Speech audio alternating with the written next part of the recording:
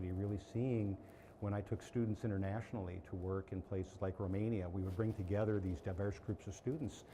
And I found out that the biggest challenge I had wasn't getting the American students to talk with the Romanian students, it was getting the American students to talk to each other. You know, the anthropologists and the geographers would really have this really argument about whether you could quantify human well-being. You know, and they would really, they'd almost fight over the fact that their disciplines had different truths, different ways of knowing.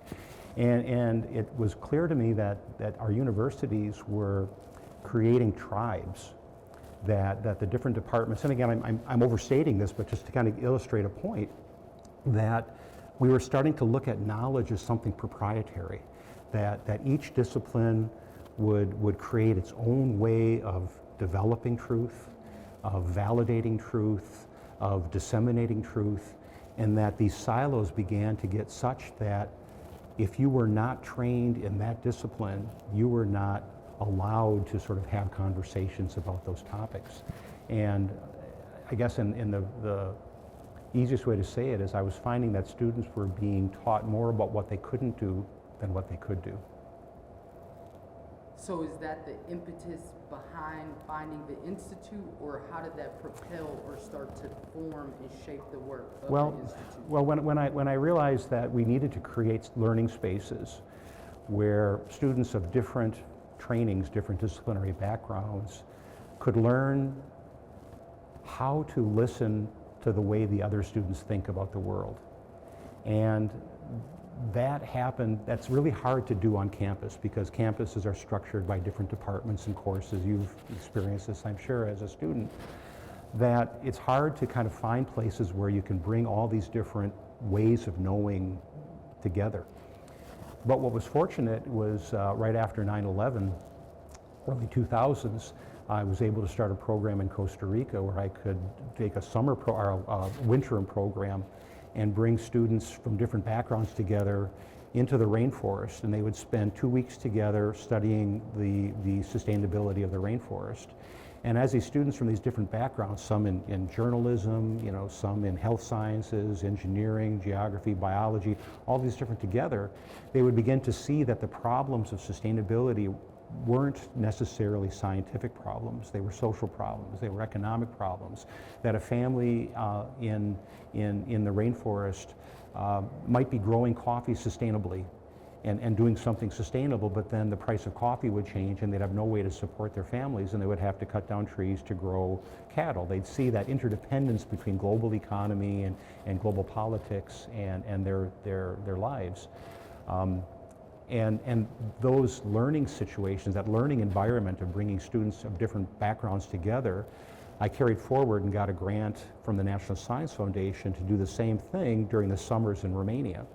And I would bring 12 US students over to Romania to work with 12 Romanian students on complex problems of sustainability.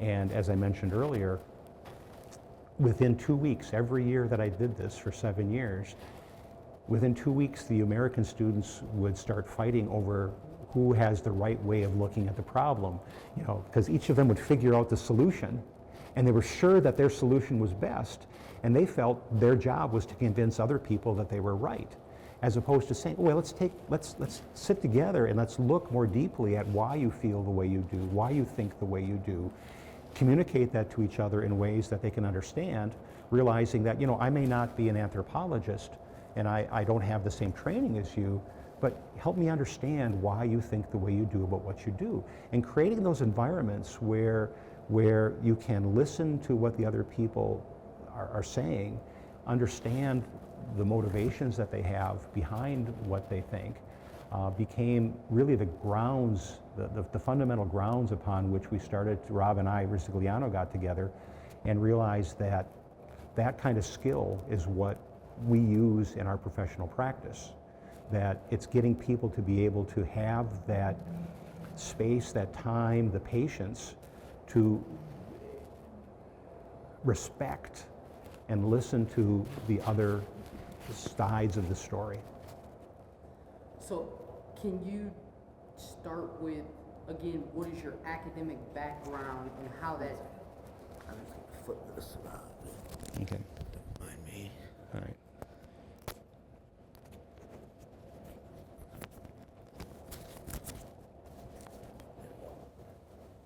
So I've been a little bit abstract here, so I'll try to get a little bit more less wordy. Yeah. Okay. Please don't. Yeah. This is exactly the direction you need to be Okay. going. Okay. So, Yeah. but yeah, your academic background and then how that led you into kind of this space. I think it's really important to, I visit farms Yeah. 4 or 5 times a year, and one of the most profound statements that one of the farmers told me is, for some reason, we started living like we weren't a part of nature. Yeah. Okay. So yeah, let me go there. So my background, my PhD was in evolutionary ecology, and what I studied was how fish species adapt to changing environments. And one of the things that really struck me in my work was that nature is continually changing. You know, the fish species that I work with, they would develop all different kinds of reproductive strategies. You know, some would change sex, others would move between different habitats. And I recognize that nature is continually creating new ways of addressing its problems. The species, you know, people oftentimes talk about, you know, the balance of nature. The balance of nature is not a balance. Balance is a verb. They're continually balancing. They're continually looking at all the trade-offs, all the changes, and the species, the populations, the communities that thrive are the ones that have all of these different connections that are continually changing in response to the new stressors that arise in the environment. And so that became a fundamental component of my thinking. And when I came to Milwaukee in 1990, I think I started in Milwaukee. I've been here for almost 35 years now. When I started here, a lot of what I was looking at was fish in the area around Milwaukee, populations, and looking at how human activity was changing their environment and how they would adapt to it. Well, I got a call one day from a person from the Department of Transportation who was asking me if I could help them convince the DNR to let them do a permit to basically rechannel a stream, and I said, no, I'm not going to do that for you. You know, well, you're the fish person. We really need somebody who knows fish to come in and help us get this permit. And I said, no, I'm not. You know, call Stevens Point. That's what they do up at the resource school. Well, he called me a little, like the third time over a period of 4 weeks, and I finally said, okay, I will bring my class out there and we'll do a survey on this section of stream. And when we did the survey on the stream, we discovered a naturally reproducing population of brook trout that no one knew was there. And one of my students at the time did some genetic testing on it and showed that it was not a hatchery stock that we had put there, but it was a remnant population that had been surviving there in that little area probably since the Lash glaciers receded 6,000 years ago. So there was like this unique population that had been responding and adapting in this little island next to Highway 45, now 41, you know, up near Allenton. And what we really were able to do was then bring the different sides together, the DNR, the Department of Transportation, the contractors, and say, how do we establish a process by which we can do what needs to be done for the highway, because we needed to create a safer highway. They needed to do something there, but do it in such a way that we allow nature to continue to survive. And that process, basically, I got a reputation as being a peace builder. Not because I had any training in peace builder, but because I was the 8th of 10 kids, and I knew that if I wanted to get what I wanted, I had to listen to my brothers and sisters, figure out what they wanted, and then get them to think that what I wanted was something that would also fit in what they wanted. You know, so it was just this instinctive thing. I told my mom, I was blessed before my mom passed, that that the most important thing I use in my career is what I learned being the 8th of 10 kids around her dinner table. And that's really how to listen to people with different perspectives and different opinions. And that's the kind of thing that when Rob and I were talking about the MSP, I said we need to create that kind of environment which faculty, I can't force a student to do that. The students, the peers have to do that. And so the MSP was created to create that kind of learning environment where people could be open to different perspectives than the ones that they've been trained in. So coming out of the MSP, what was the impetus for finding the institute and the need for establishing an institute of peace building? Yeah, it's just a change in peace building. Yeah, the question here is the MSP was very successful. The MSP with bringing these cohorts of diverse students, it's a professional practice degree program, or was. Now that it's no longer, it's being dissolved. So that's a whole other question that I won't, you can edit that out. But what we a fundamental part of that was that the MSP is a academic program. So training students on how, on the skills. But they cannot learn those skills unless they are working very closely as part of the community. So we had community partners, we had the academic program with the students and the classes, and then we had the university's research mission. So the idea of the Institute was to create a space where the community partners, the community representative, the people who have the real lived life world problems, are able to connect with the researchers, the professors, the specialists of the different fields, and then bring in the students from the multidisciplinary, transdisciplinary perspective, and create those learning spaces where the community, the professors, and the students would be able to co-create new ways of thinking, new tools that they could use to address the complex problems that the community partners face. And those partners may be right here in Milwaukee. We have great partnerships with the Housing Authority. We have great partnerships with numbers of nonprofits in here, Walnut Way, the Catholic Charities, Nia Amani Family Center, a lot of different partners that the Institute nurtures those relationships. We have many different researchers on campus that have interests in developing, systems change. And then we have not just the MSP, but also public health, education, a lot of different academic programs. So the Institute is meant to basically be a shepherd that holds that space where these three different interests can come together. Because in peace building, we have peace building that happens out there, outside the university. But it's really a challenge to keep peace within the university, because each department is its own profit center. They have to generate students, they have to generate tuition revenue, they have to justify their existence as part of the business end of the university.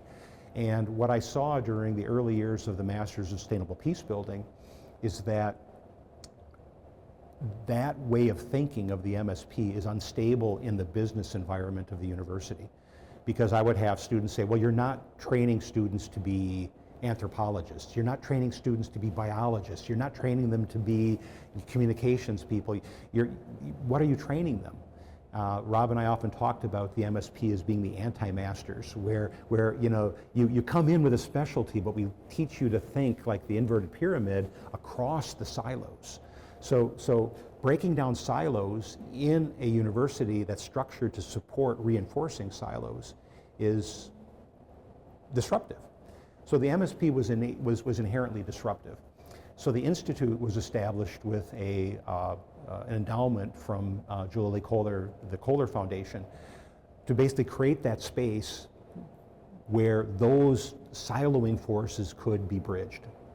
So basically peace building within the university, together with the community partners, is the reason the Institute was created. Now, that said, it also then creates greater opportunities then to address some of the larger challenges of the world, of Milwaukee, of the community that we face. So it's not just about within the university, but reimagining a university structure that would allow us to be more flexible to adapt to the things that happen outside the university. So I think one of the things I've heard you talk about is the importance of listening and looking across systems and kind of taking your own initial thoughts out of it to be able to really pay attention. What are, like, when you established the Institute, what was your hope for students as it related to being able to build specific skills? Did you want students to be able to understand data? Did you want them to be able to, you've talked about becoming a listener. Yeah. Talk to me about some of that. So what if I can reframe your question or rephrase your question, what are the core competencies? What are the things that we really try to convey both to the students? And it's also the same skills that we try to work on developing with our community partners. Let me start with what I think is the core. And one of that is intellectual humility. One of the real problems that we have worldly is that we think we know more than we know. And that I'm afraid to let people know that I might not know everything that I let them think I know. And so we end up getting into a situation where I feel my role is to convince you that I'm right. So part of it is to get and create the mental awareness, the intellectual awareness, and the social awareness that I'm okay with you challenging what I believe. You know, being humble enough to be not threatened by someone challenging, hey, you know what, I don't think the way you think. I think differently. And I think once we actually have that level of awareness, we begin to create then the second competency of sort of intellectual, intellectual humility, but then disciplinary awareness that you can actually, or disciplinary empathy is what I would call it. So back up, it's been a long time since I've talked about this, so you just reminded me of that. So the first core competency is intellectual humility.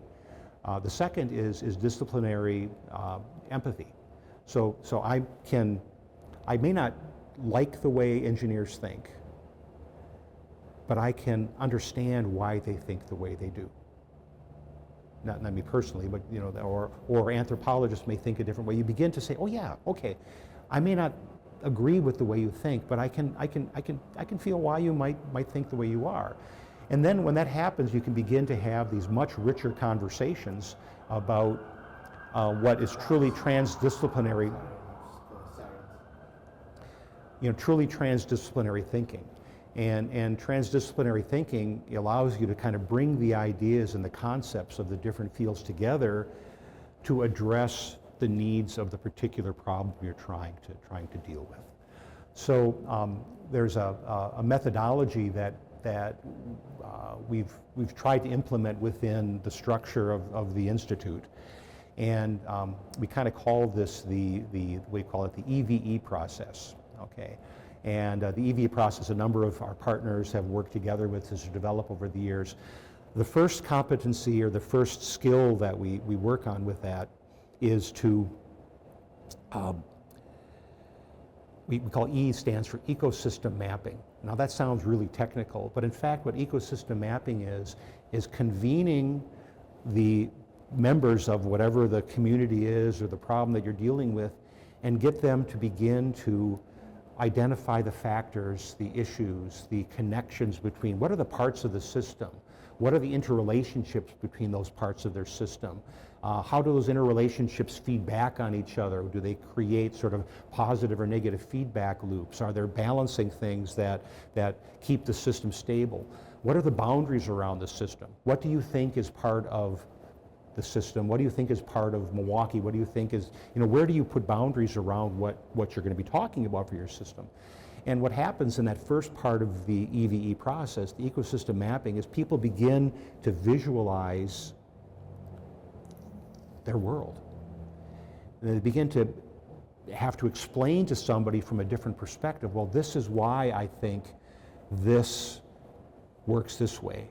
The justice system, to some people may seem to be more of an injustice system. So, talk to somebody who's come out of prison, they're going to look at the way that the penal system works, and they're going to see very different things than, let's say, someone whose father was a police officer, or someone who works as a school disciplinarian. You're going to see different things. So once these people begin to have to tell their story, the ecosystem mapping process becomes more about storytelling about your way of seeing the world. And then we try to do this visually so people can say, okay, you might be talking about something I don't really like or agree with and may think is wrong, but at the same time, you're going to have to look at what I think is right and you think is wrong. And you'll be able to see, you can hold contradicting truths together. They're both true, but how can two opposite things be true? And the ecosystem mapping part of the Institute is getting people to recognize, you know what? There are multiple truths in the world, depending upon who you are and where you come from. You know, and I think this is a challenge we face with MAGA right now. There are truths in MAGA from their perspective. Well, how do you get people to recognize that, yeah, those are, they're truths, but they're not the only truth. And then we have to work based upon, again, this is the ecologist in me, you have to see what the collective truth is to keep the system sustainable. Nature works on what we call an infinite game. Nature, you survive in nature by staying in the game, not by winning a battle. And the ecosystem mapping begins to get people to see that there are multiple parts of that game that will continue to play out. So that's the E part of ecosystem mapping. The second part is once people begin to see all of these connections in their world, you start identifying what are the core values that you bring to that truth. You know, if you're coming in it from a MAGA perspective, or you're coming in from a Black Lives Matter perspective, or whatever perspective you're coming into this from, what are the values that drive you? And then you start having values-driven conversations, which what the V stands for. And you start talking about, well, really, what is at the heart of why you feel the way you are, or what you feel, the way you feel about what it is you're dealing with. One that I'm actually having a conversation on Facebook right now with some of the people on is transgender, and banning transgender affirmation therapy for minors. Okay. Well, some of the people who believe that, when you discuss it with them, what they're most concerned about is they're not necessarily anti-trans. They don't want children to be manipulated, to be forced into something that will affect the rest of their life when they don't feel that they have the maturity to make that choice. Okay, well, that's important for people to recognize. So if that's the real issue, is there a way for us to ensure that that manipulation doesn't happen? What are the other ways that you can get your values addressed? I can have my values addressed in a way that is different from just simply, you know, implementing one type of solution. So there are ways in these value-driven conversations where you begin to recognize ways that we could collectively work together. The buzzword is, you know, collective action, you know, for better outcomes. And those kind of conversations are the second part of the what we call the adaptive learning cycle in the Institute. And then the third part, the last E, is emergent action, which when I say emergent, basically out of the values-driven conversations, you have actions that you can take. Because everybody says we need to do something. Well, what are we going to do? And we have to treat it not as a solution, but we treat it as a first step that we then learn from. We monitor, we look at what's the effect of this. We have our big systems map. So we say, if we do this, how is this going to affect our universe, our ecosystem? And then by learning from that, we look back at the ecosystem and say, did it do what we thought it would do? And if it didn't, what were the other things going on with that? And then repeat that process again. So that adaptive cycle is really what I see happening in nature. It's sort of the way of continually learning, developing a learning system that is not based upon me knowing I'm right or thinking I'm right. It's me recognizing that none of us knows the full story. One of my really good friends from church once said, none of us has it all together, but together we have it all. That's a great quote for the Institute. We need to be able to work together collectively to really understand that these complex problems of racism, these complex problems of economic justice, these complex problems of climate change and climate justice are not going to be solved by one person's perspective. Because that perspective will have an impact, but then the system will change and you'll have different problems reemerging. You know, biology, you know, is not the study of life, it's the study of death. Death tells us things, you know, in nature. You know, you learn by the failures. So part of what the Systems Institute is being comfortable with things that don't work. You know what? What I thought would work Didn't work. Well, let's find a different way. That's, again, back to that sense of humility that we are collectively learning as we approach these really difficult challenges that are becoming more magnified day to day to day to day, you know, if you read the paper or listen to the news or go to X. My wife's laughing at me right now because she sees I get so passionate about this sometimes that it just, she's trying to bite her tongue. No, I appreciate it. The one thing I wanted to ask is, because when I listen to the impetus behind this model or even this way of thinking, it feels like it should be something everyone learns. Yes, these skills should be made available to everyone. But the reward systems that we set up don't encourage these skills because they take time. It takes time. Like right now I'm working on, I do a lot of what I call environmental peace building. I've retired from the university, but I do a lot of work as a private consultant working with lake associations that have conflict between different uses on the lake. And one of the challenges we face with pretty much every situation is you have people that say this is an urgent issue. We need to deal with it right away. We need to find a solution and implement a solution. The here and now, the urgent.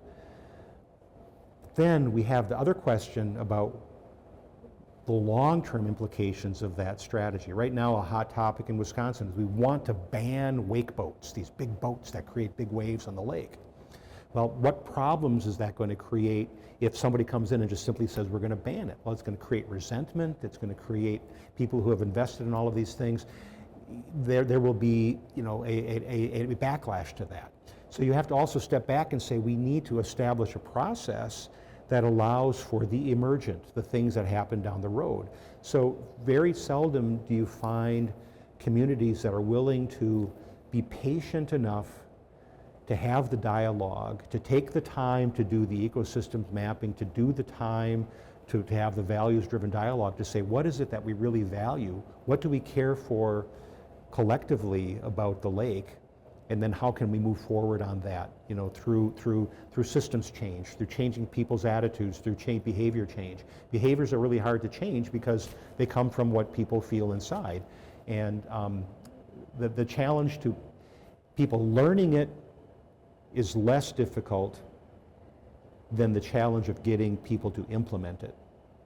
I can teach systems change principles, but teaching it as a professional practice where you have students actually try to use it in a community, that's hard. And that's why the MSP was set up, to give students the opportunity to not just learn about it, but to apply it in practice. I believe you interviewed Paul, Paul Williams.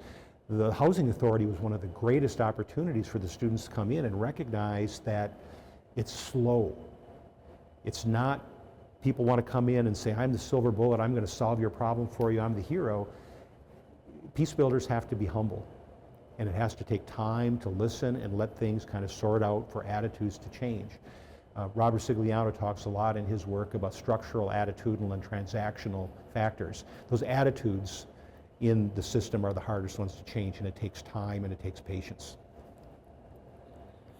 Going back, you talked about intellectual humility, Yeah. and then you talked about disciplinary awareness, yeah, empathy. yeah. It sounded like there may have been a third. Well, those are kind of the two core competencies that get into your a part of rewiring your brain. So I'm going to get into neuroscience here a little bit, which may or may not make the cut on this, but everybody knows we have two halves of our brain. There's a right side and a left side. The right side tends to be more deductive, analytical. The right side tends to be more spatial, more big picture. And in evolutionary terms, these two sides of the brain have been extremely important for our survival. Because whereas the left side of the brain, which controls our right hand, the left side is very good at seeing the detail, figuring out how this connects to this and how these pieces all kind of connect A to B to C to D, more in like an algebraic sort of sense.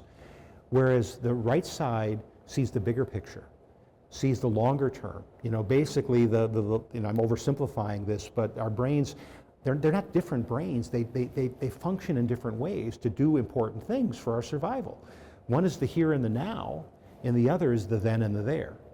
And what's happened, the success of the industrial age over the last 100 years, and this is work by neuroscientists that have written about it, it's basically rewired our brains to the success of the industrial age, and modern technology has gotten us to pay more attention to that left side of the brain than the right side. And as a result, the brains have basically started to function separately as opposed to working together on our problems. I see this when I do consulting and peacebuilding work. There are people who say we need to look at how these things all fit together and then make a decision and make it work, kind of like a robot. As opposed to other people who say, but there's all kinds of things we don't know. My mom and dad, my mom was from Bohemia, Czech. My father, more Germanic, Luxembourg. My dad was very empirical. He was more of the left brain, the machinist. He would put things together and deduce and bring things out. And he'd be talking about how things work. My mom was much more about why. She'd see the bigger pictures and say, wow, this is why is all this? And I see that as really a skill that we try to do through systems thinking, is getting people, our students, the community, to start recognizing that we need to value both these different ways that our human nature wants us to see the world. Both the big picture, the then and there, and the small picture, the here and now, the urgent, the emergent. And balancing that urgent and emergent is the ongoing process of systems change. Because you may have something really, really important today that you might do that's going to create bigger problems down the road. So trying to find solutions for now that create opportunities for adaptation down the road is again where that evolutionary perspective fits into the Institute. I've glazed your eyes over. I've been successful. 1 second, let me just check and make sure Marie's not outside too. Okay. I can't ban boats on this lake without it impacting all other kinds of things that go on in the governance system and resentment.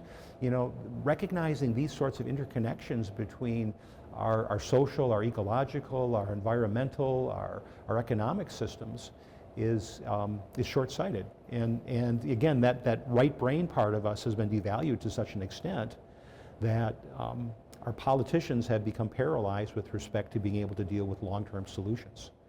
It becomes whoever wins the election, my job now is to beat you. Once I beat you, I've won.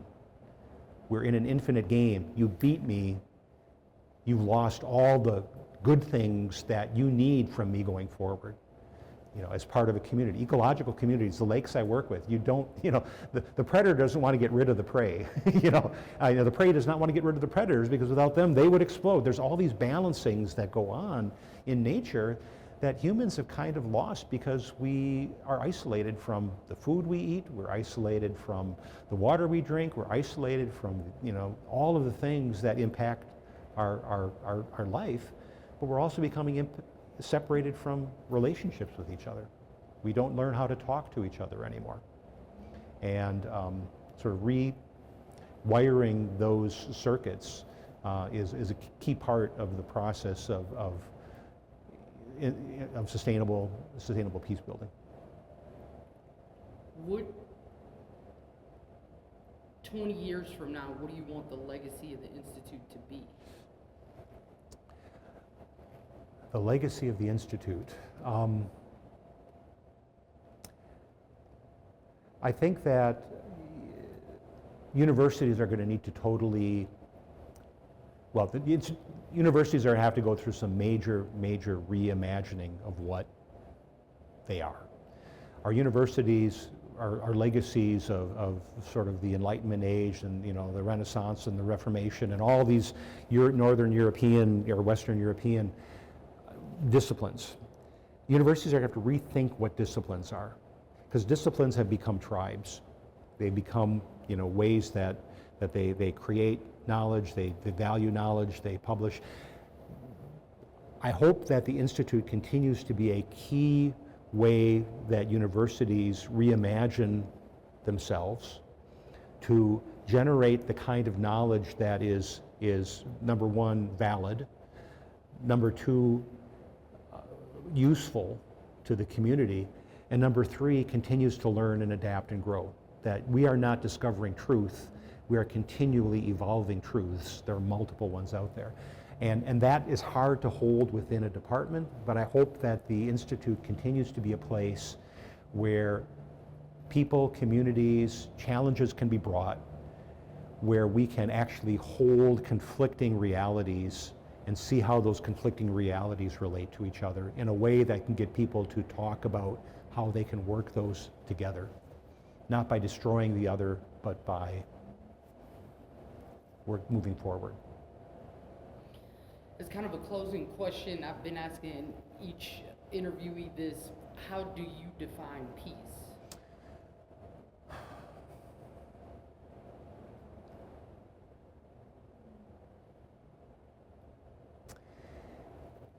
Peace is when the community of living and non-living entities grow, evolve, adapt, and persist long-term in ways that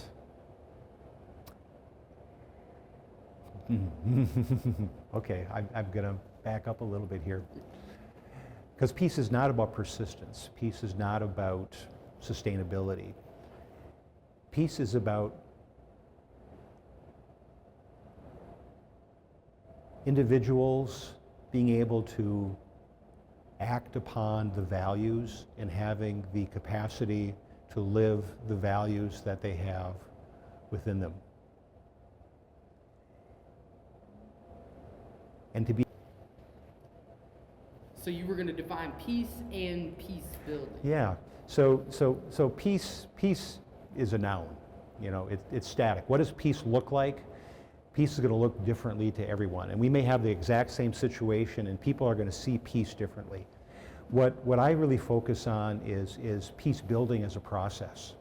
That if we have a legitimate process by which people feel that their values are being respected, that their values, they have the opportunity to live their values, they have the opportunity to search for and achieve things that make their lives fulfilling and connected, then we have peace.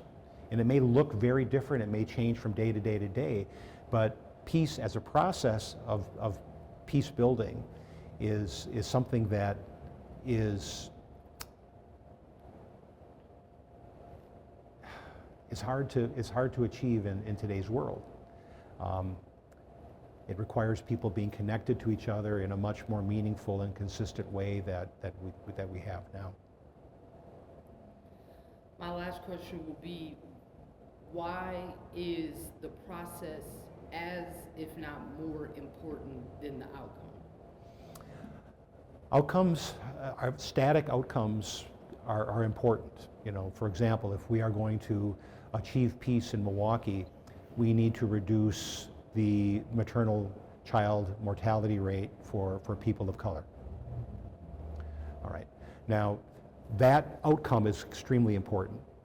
But the process, if that happens without the process of providing opportunities for economic livelihoods, if it comes without the process of providing educational opportunities, if it provides without the process by which you have equitable housing and safe housing, if it's not addressing issues of gun violence and all the things that contribute to the toxic environment of the community, it's not peace. So outcomes are important, but they need to be looked at within the context of all the drivers that have produced that outcome. We're good. We're good?